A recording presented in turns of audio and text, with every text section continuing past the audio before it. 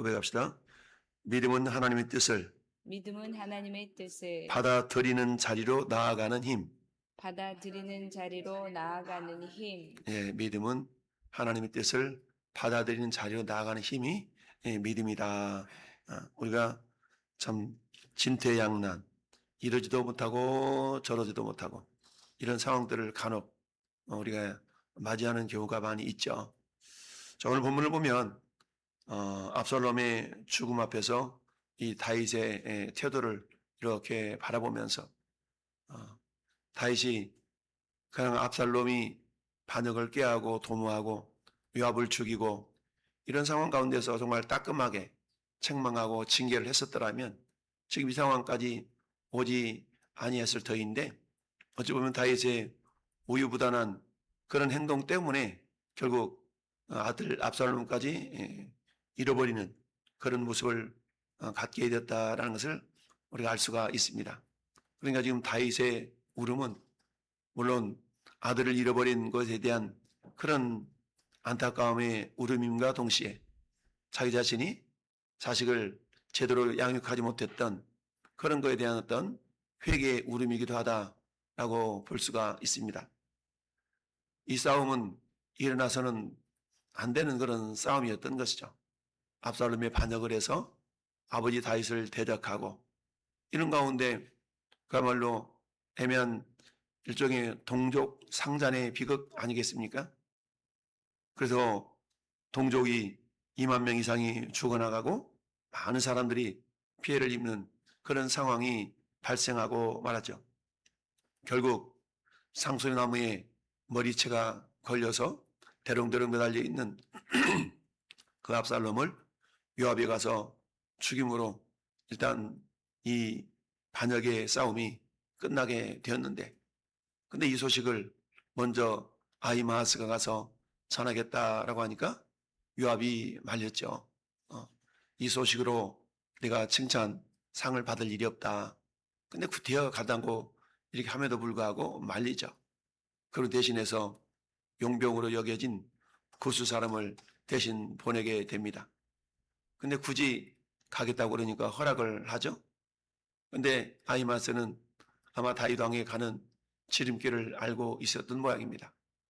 나중에 출발했지만 지름길로 성경은 들판으로 이렇게 해서 갔다라고 말씀하고 있는데, 그래서 23절 말씀 보니까 그가 한사코 달려가겠노라 하는지라 요압이 이르되 그리하라 아니 아히마스가 들길로 다름질하여 구스 사람보다 앞질러 가지라. 그러니까 지름길로 이 구스 사람보다 앞질러서 다윗 왕에게로 나아갔다.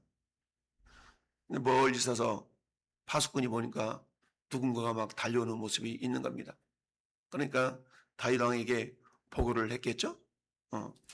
그러니까 만일 혼자라면 그 입에 좋은 소식이 있겠다라고 얘기합니다. 그러니까 또 한 사람이 오는데요? 라고 또 한 사람이 달려오는 모습을 보면서 왕이 이럴 때 그도 소식을 가져온다. 파수꾼이 말하기를 뭐예요? 내가 보기에는 앞선 사람의 다름질이 사독의 아들 아히마스의 다름질과 같습니다. 가만히 보니까 저기 좋은 소식을 가져온 사람이 이미 익히 알고 있는 아히마스 같습니다. 라고 하니까 그는 좋은 사람이니 좋은 소식을 가져오느니라 하니라. 좋은 사람이니까 좋은 소식을 가져올 거야. 그래서 결국 아히마스가 도착해서 왕에게 보고를 하죠. 그러면서 그의 손을 들어 내주 왕을 대적하는 자들을 넘겨주나이다. 소식을 받았음에도 불구하고 다윗 왕의 생각은, 궁금증은 그런 전쟁의 결과보다는 지금 압살롬이 어떻게 되었는가에 대한 것이겠죠. 그래서 29절에 왕이 이르되 젊은 압살롬은 잘 있느냐? 젊은 압살롬 잘 있느냐? 아히마스가 대답하기를 그러게요, 잘 있는지 잘 못 있는지 제가 알지 못합니다. 이미 결과를 알고 있음에도 불구하고 요압의 말이 생각이 나서 얼버무리면서 둘러대죠. 그때에 이제 구스 사람이 도착하니까 구스 사람에게도 동일하게 물어봅니다. 그래, 젊은 압살롬은 잘 있느냐? 젊은 압살롬, 자기 아들을 젊은 압살롬이라고 얘기하죠. 그때 구스 사람은 정직하게 그 전황을 보고하게 됩니다. 내주 왕의 원수와 일어나서 왕을 대적하는 자들은 다 그 청년과 같이 되기를 원하나이다. 무슨 말입니까? 죽었다는 얘기죠. 그랬더니 왕이 마음이 심히 아파 문 위층으로 올라가서 울었다. 그러면서 뭐라고요? 내 아들 압살롬아, 내 아들 압살롬아, 차라리 내가 네 대신 죽었더라면, 이런 어떤 통한의 눈물을 흘리는 것이 오늘의 스토리입니다. 자, 오늘 이 말씀을 통해서 우리가 생각해 보는 것은 믿음이라는 것이 뭐냐? 결국 하나님 뜻을 받아들이는 그 자리까지 나아가는 힘이 결국 믿음이다 라는 이야기입니다. 언젠가 우리 노예에 저 거제도에 있는 그런 교회 목사님의 딸이 24살에 소천을 한 그런 상황을 말씀드린 적이 있었어요. 여러분, 부부 입장에서 보면 나보다 자식이 먼저 떠난다는 것이 엄청난 아픔이고 고통이고 통증 아니겠습니까? 그걸 이겨낸다는 것이 쉬운 일만은 아니죠. 흔히 그럴 수 있지 않겠어요? 믿음 좋은 왜 목사의 자식이, 목사의 딸이 저렇게 죽을 수가 있어? 라고 때로는 비아냥을 받을 수도 있겠고 또는 오해를 살 수도 있었겠죠. 그때 그 목사님이 대화하는 가운데 그런 말씀을 하시더라고요. 만약에 어느 성도들 직분자 아들이 또는 딸이 죽었더라면, 그 사람이 그걸 감당할 능력이 없었더라면 어떻게 되겠는가? 믿음에서 떠날 그런 위험한 요소가 될 수도 있었겠고, 성도들 사이에서도 아마 그런 모습이 있었지 않았겠나. 그렇지만 차라리 내 자식이 죽었기 때문에 그래도 목사가 감당할 힘을 하나님 주셔서 오히려 그게 교회 공동체적으로는 로마서 8장 28절의 말씀처럼 합력하여 선을 이루었다 라는 그런 고백을 하시는 것을 들으면서, 야, 저런 믿음의 고백을 통해 하나님께서 복을 주시나 보다 라는 생각을 한 적이 있는데요. 뭐 멀리 갈 것도 없이 우리 교회 우리 진유범 지사님의 자녀들의 그런 어떤 아픔을 통해서도 마찬가지죠. 자신보다 먼저 딸과 아들을 보내야 되는 그런 어미의 심정은 이루 말할 수가 없죠. 본인도 육신이 연약한 가운데 있었음에도 불구하고 자식을 챙기고 자식을 아파하는 그런 어떤 모습, 이건 우리가 뭐 경험해보지 않는 사람들이야 그 아픔을 알 수가 없는 거 아니겠어요? 그럼에도 불구하고 크게 내색하지 않는 그 어떤 모습을 보면서 참 오히려 저도 마음이 많이 아픔을 가졌는데, 그렇지만 결과적으로 그래도 예수를 믿고 하나님의 자녀로서 눈물도 없고 애통하는 것도 없는 그런 천국에 주님 품에 지금 안겨 있는 줄 믿습니다. 어찌하든 이 압살롬의 죽음으로 말미암아서 전쟁에 승리하고도 그 군사들이 오히려 환호를 보내지 못하는 그런 어떤 역설적인 모습을 우리가 보게 되는데요. 어찌하든 오늘 본문의 이와 같은 믿음이 그야말로 내가 원하는 소식보다 즉 하나님의 뜻을 먼저 바라볼 수 있도록 하는 것이 결국 믿음의 힘이다 라는 것을 우리가 알 수가 있는데요.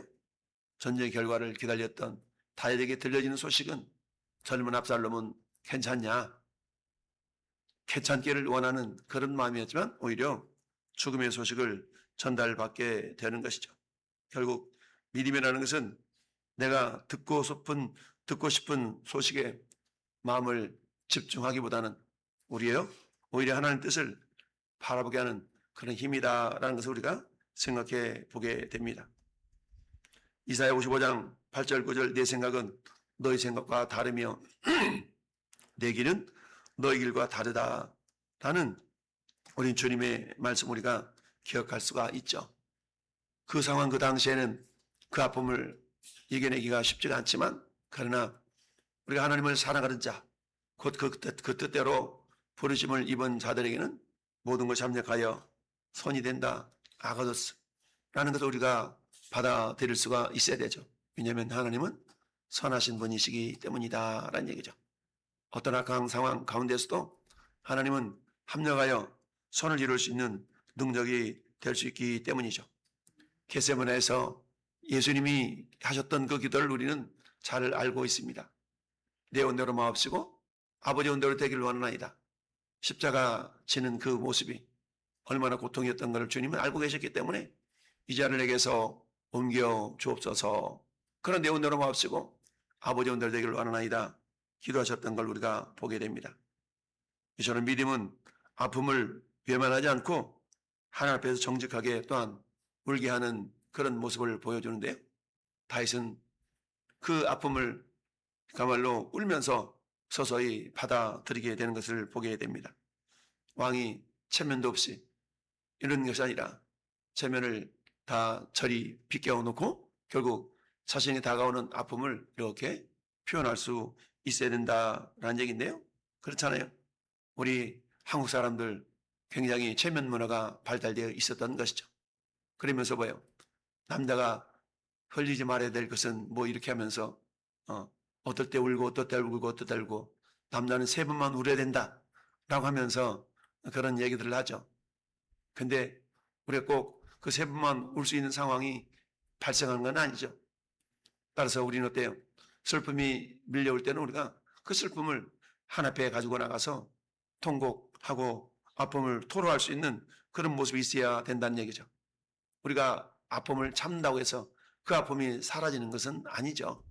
그렇기 때문에 그 아픔을 주님께 내맡기는 통곡의 기도도 때로는 필요하다는 얘기죠. 시편 34편의 말씀처럼 여호와는 마음이 상한 자를 가까이 하시고 중심으로 통회하는 자를 구원하시는도다 라고 말씀하고 있습니다. 우리 하나님 우리의 상한 마음을 외면하지 아니하신다 라고 말씀하고 있습니다. 우리 주님도 그랬잖아요.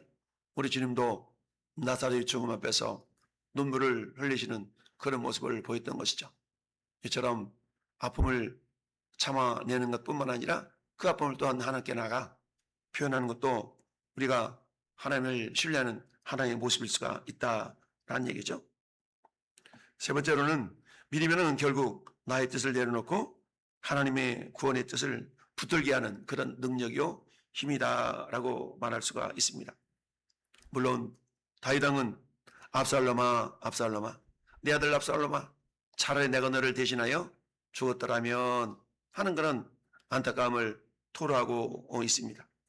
그러나 다윗이 아들을 대신하여 죽을 수는 없었던 것이죠. 인간의 사랑에는 이처럼 한계가 있지 않습니까? 아들이 아파서 병상에 누워있는 그런 모습을 바라보는 부모의 심정이라는 것 얼마나 그렇겠습니까? 그렇지만 아무리 내가 아들 대신하여 죽었더라면 라고 말을 할 수 있어도 아들 대신에 죽을 수는 없죠. 자, 그렇습니다.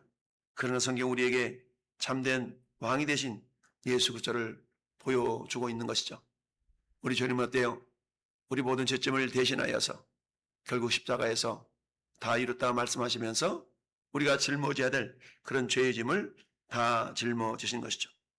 이사야 선지자가 이 모습을 그가 찔림은 우리의 허물 때문이요 그가 상함은 우리의 죄악 때문이라 그가 채찍에 맞음을 우리는 나음을 받았도다 라고 고백하고 있습니다. 예수님 우리 죄를 대신하여 담당하심으로 구원의 길을 열어주셨던 것이죠. 다윗이 아들을 대신하여 죽었다고 해서 죽은 그 압살롬이 살아나는 것은 아닌 것이죠. 그러나 우리 주님의 죽으심은 우리를 죄와 사망 가운데서 다시 살리시는 부활의 영광을 우리에게 안겨주신 줄 믿습니다. 우리 주님이 저럼 끝까지 죽음에 이르기까지 하셨던 그 복종 때문에 결국 우리의 구원이 완성되어졌다는 사실을 기억하면서 비록 인간적으로는 내가 부모 자식을 대신하여 죽을 수 있는 그런 상황까지는 못한다 할지라도 우리는 예수 그리스도의 죽음을 기억하면서 그래 내가 육체적인 죽음은 아니라 할지라도 내가 잃어버린 영혼을 향한 그 마음을 품고 주님처럼 겸손하게 주섬대타를 통하여서 내가 죽어지는 심정으로 그 영혼을 사랑하는 마음으로 품고 기도해서 주께로 돌아오게 하는 그런 능력은 우리에게 나타나게 될 줄로 믿습니다. 그렇습니다. 내 끝까지 정말 하나님께 맡기지 못하고 내 뜻대로 하고 싶은 그런 일들이 있을 수가 있잖아요. 분명히 그것은 하나님이 원하시는 것이 아님에도 불구하고 내 생각에는 그렇게 됐으면 좋겠어 라는 것들이 있거든요.